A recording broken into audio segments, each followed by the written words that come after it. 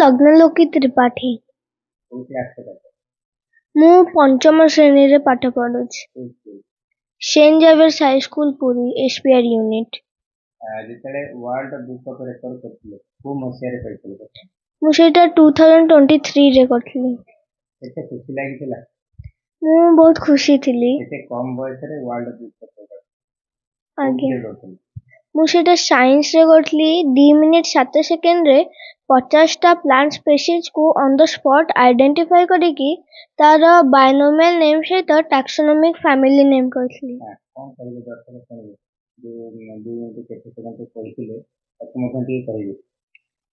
ଯେମିତିଆ ନିମ ଆମେ ଓଡ଼ିଆରେ କହୁଛେ ନିମ, ଆଉ କୋଉ ଅଲଗା ଲାଙ୍ଗୁଏଜରେ ଅଲଗା କ'ଣ କହୁଥିବୁ।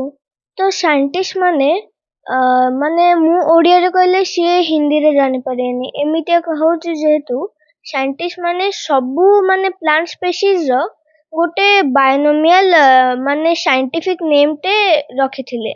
ଯେମିତି ନିମ୍ର ହେଉଛି ଆଜାଡିରାକ୍ଟା ଇଣ୍ଡିକା। ଯେମିତି ମୋ ନାଁ ହେଉଛି ଲଗ୍ନଲୋକି ତ୍ରିପାଠୀ। ଲଗ୍ନ ହେଉଛି ମୋର ଫାର୍ଷ୍ଟ ନେମ୍, ଲୋକିତ ହେଉଛି ମୋର ମିଡିଲ୍ ନେମ୍, ଆଉ ତ୍ରିପାଠୀ ହେଉଛି ମୋର ଟାଇଟଲ୍।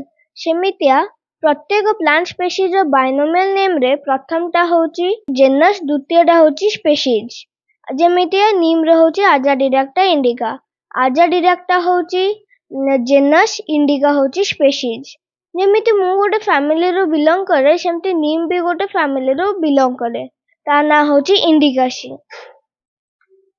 ମୁଁ ବହୁତ ଖୁସି ଥିଲି। ମୋର ପ୍ରଥମ ଗୁରୁ ହେଉଛନ୍ତି ମୋର ଆଈ।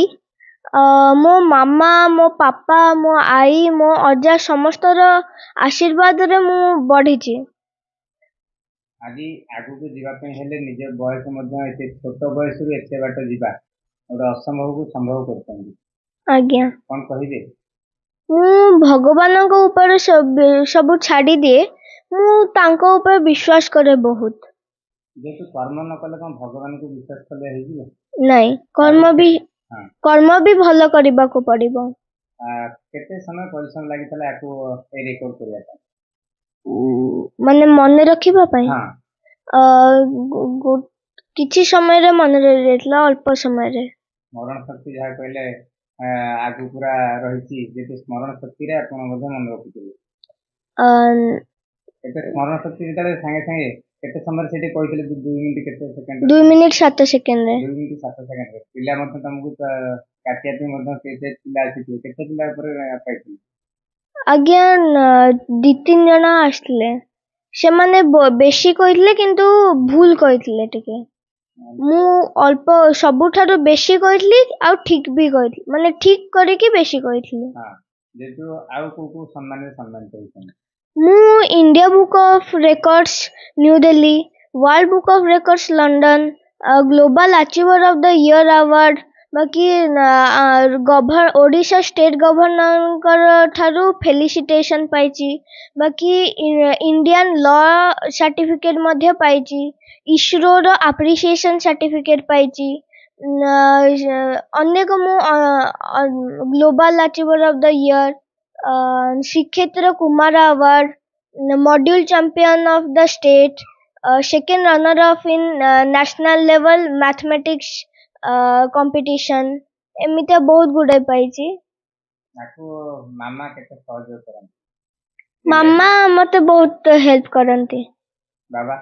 ସିଏ ବି ବହୁତ ହେଲ୍ପ କରନ୍ତି।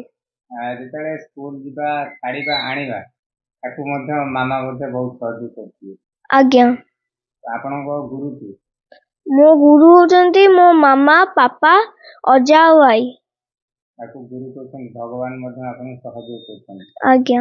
ଆପଣ ବୟସ ପିଲାମାନଙ୍କୁ ଆପଣଙ୍କ ପକ୍ଷରୁ ମେସେଜ କ'ଣ ରହିବ ଛୋଟ ଛୋଟ ପିଲାଙ୍କୁ? ଆମେ ବହୁତ ପରିଶ୍ରମ କରିବା, ଭଗବାନଙ୍କ ଉପରେ ବହୁତ ବିଶ୍ୱାସ କରିବା, ଭକ୍ତି ଦେଖେଇବା। ଆମ ବୟସରେ ମଧ୍ୟ ଛୋଟ ପିଲାମାନେ ବହୁତ ସମୟରେ ମୋବାଇଲ ଦେଖୁଛନ୍ତି। ଆଜ୍ଞା, ମୋବାଇଲ ଦେଖିଲେ ଆମର ମେମୋରି ଲସ୍ ହେଇଯାଏ। ଆମେ ଭଲକିରି ପାଠ ପଢ଼ା ମନେ ରଖିପାରୁନି। ତାଙ୍କୁ କ'ଣ କହିବେ ମୋବାଇଲ ନ ଦେଖିବା ପାଇଁ? କ'ଣ ମେସେଜ ଦେବେ? ମୋବାଇଲ ନ ଦେଖିଲେ ଆମର ମେମୋରି ସାର୍ପ ହୁଏ, ଆମ ପାଠ ପଢ଼ା ଭଲ ହୁଏ, ଆମ ଦେହ ଖରାପ ହୁଏନି। କେତେ ସମୟ ଶୋଇବେ, କେତେ ସମୟ ଉଠିବେ, ପରିଶ୍ରମ କରିବେ? ତମ ବୟସ ପିଲାମାନେ ଯୋଉ ନିଜେ ମଧ୍ୟ ଶୋଇଥିବେ, କେତେ ସମୟରେ ମାନେ ବେଶୀ ସମୟ ଶୋଇ ରହିବାଟା ବି ଭଲ ଅଳସୁଆ କୁହାଯାଏ। କେତେ ସମୟ ଶୋଇଲେ ଭଲ? 8 ଘଣ୍ଟା। ଯେହେତୁ ଏବେ ୱାର୍ଲଡ ବୁକ୍ ଅଫ୍ ରେକର୍ଡ ଯେତେବେଳେ ପାଇଲେ, ଗଭର୍ଣ୍ଣର ଆୱାର୍ଡ ରିସିଭ୍ କଲେ, ସେଇ ସମୟରେ କେତେ ଖୁସି ଲାଗିଥିଲା? ମୁଁ ବହୁତ ଖୁସି ଥିଲି। ମୁଁ ସେଇଟା ପ୍ରଥମ ଥର ଗଭର୍ଣ୍ଣରଙ୍କ ପାଖକୁ ଛଡା ଏବଂ ଆଉ ୱାର୍କ ଆଉ କଣ କରନ୍ତି? ପାଠ ପଢା ଏବଂ ଏଇ ଯୋଉ ନେଇକି ଆଉ କଣ କଣ? ମୁଁ ସ୍ପିଚ୍, ଡିବେଟ୍, ଡ୍ରଇଂ, ପେଣ୍ଟିଂ, ବାକି ମାନେ କ୍ରାଫ୍ଟ ମଧ୍ୟ କିଛି କରେ, ଏମିତିଆ କରେ। ଗୀତ ମଧ୍ୟ। ଦି ପଦ ଦର୍ଶକଙ୍କ ପାଇଁ କୋଉ ଗୀତ ମନେ ରଖିଛନ୍ତି? ମୁଁ ଭଲ କି ମାନେ ଟିକେ ଏମିତି ଗୁଣୁଗୁଣୁ ହୁଏ, ଭଲ ମନେ ରଖିନି। ଦି ପଦ ତ ଗାଇ। आज्ञा। मन करे तो प्राण दे, जो मन करे सो प्राण ले, वही तो एक सर्वशक्तिमान है। मन करे तो प्राण दे, जो मन करे सो प्राण ले, वही तो एक सर्वशक्तिमान है। कृष्ण की पुकार है, ये भागवत का सार है, कि युद्ध ही तो वीर का प्रमाण है। कौरवों का भीड़ हो या पांडवों का नीड़ हो, जो लड़ सका है वो ही तो महान है। जीत की हवस नहीं, किसी पे कोई वश नहीं, ये मौत अंत है नहीं तो मौत से भी क्यों डरे, जाके आसमान में दहाड़ दो।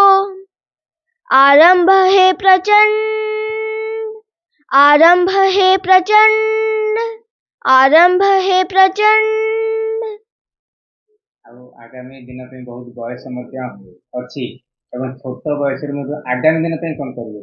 ଆପଣ ଭବିଷ୍ୟତରେ କଣ ହବାକୁ ଚାହୁଁଛନ୍ତି? ମୁଁ ଗୋଟେ ଭଲ ଡାକ୍ତରଟିଏ ହେଇକି ମାଗେଣା ସବୁ ରୋଗୀମାନଙ୍କ ଚିକିତ୍ସା କରିବା ପାଇଁ ଚାହୁଁଛି। ଅନେକ ସେବା ରହିଛି, ଆପଣ ଡକ୍ଟର ସେବା କାହିଁକିନା ଡାକ୍ତର ମାନେ ଜଣଙ୍କର ଜୀବନକୁ ବି ମଧ୍ୟ ବଞ୍ଚେଇ ପାରିବେ, ସେଥିପାଇଁ ତାଙ୍କୁ ଦ୍ୱିତୀୟ ଭଗବାନ ବି ମଧ୍ୟ କୁହାଯାଏ। ଦ୍ୱିତୀୟ ଭଗବାନ ମଧ୍ୟ କହୁଛନ୍ତି। କେତେ ଭଲ ଯଦି ପାଠ ପଢିବା ତାହେଲେ ଏମିତି କିଛି ରୋଗ ନାହିଁ ଯୋଉଟା ସଲ୍ଭ ହେଇପାରିବନି।